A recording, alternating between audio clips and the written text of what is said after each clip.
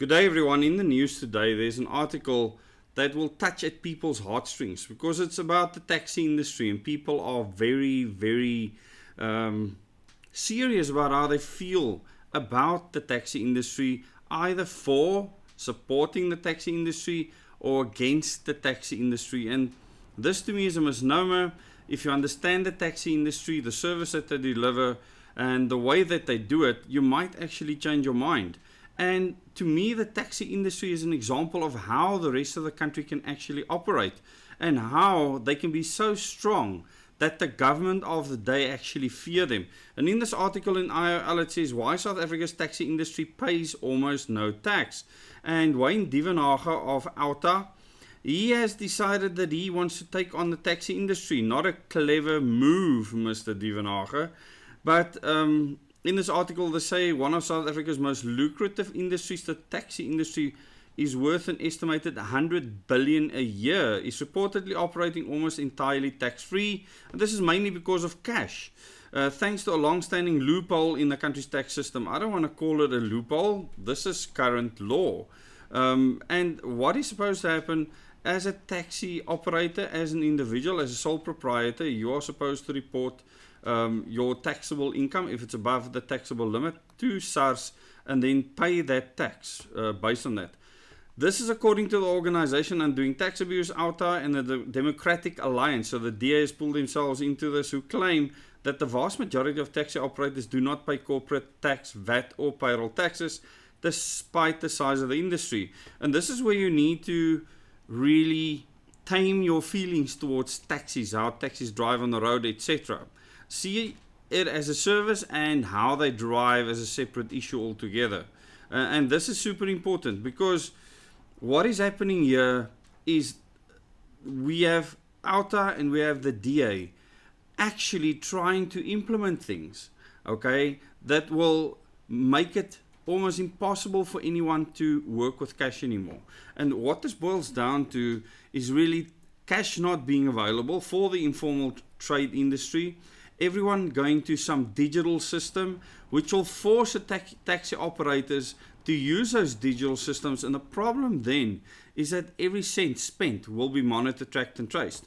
And then tax can just be levied left, right and center, especially if SARS has access to those bank accounts or those applications that will be used to digitally make payments. And this is one reason why there's a big drive for, modern cell phones to be distributed throughout Africa, and not just in South Africa. So you need to see the bigger picture and see what this will do for our freedom.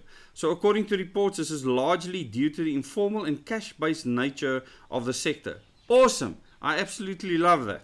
Most taxi fares are paid in cash, and operators rarely issue receipts or keep formal financial records. Why? If you're a sole proprietor, there's no need for you to do that.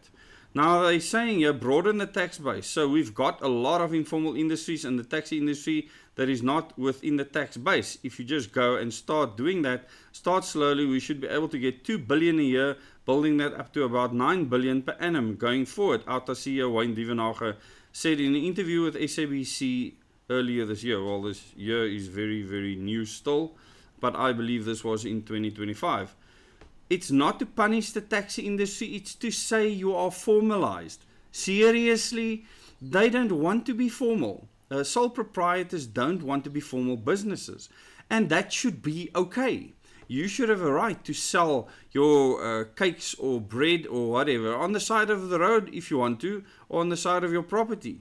However, people like this, like OUTA, like the DA, don't like this. They want control. And they are batting for the same team at the end of the day. And I've called out OUTA many times before for the sham that they actually are. So they're saying it's not to punish. It absolutely is.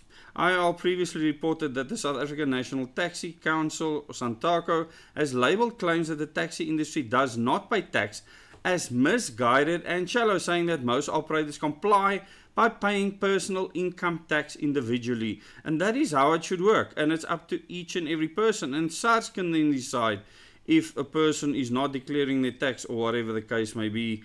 And the perception is misguided and shallow. The taxi industry in the main is comprised of operators who run their businesses as sole proprietors. Now take note, you can do the same thing. This means they operate their businesses as individuals and continue to be taxed as individuals, Santaco spokesperson Rebecca Pala told IOL. Now, this is true. Many people operate as sole proprietors. The only way for these people to get the grubby paws on the money, of course, they want more and more and more for this governance freaking system that we have, this absolute disaster of a governance system. These people are fighting for more tax to come in, and a lot of people will fall for this. Instead of realizing you can do the same as the taxi industry, people will say, no, the taxis must pay their tax, give more tax to these thieving bliksems in our government. To prove this, they are issued tax clearance certificates by SARS, she says, which they use for varied reasons, including in the application and the renewals of the operating licenses, where the provision of said tax clearance is a prerequisite. So they are saying here that many of these people do comply with this, and that it's a misnomer that the taxi industry or people in the taxi industry as individuals are not paying their personal income tax. Now I want you to tell me what you think in the comments.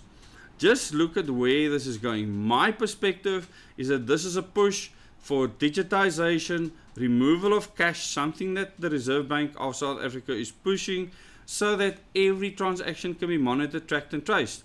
The moment we do that, there's many possibilities for our country that vanishes into the distance, over the horizon, into the abyss.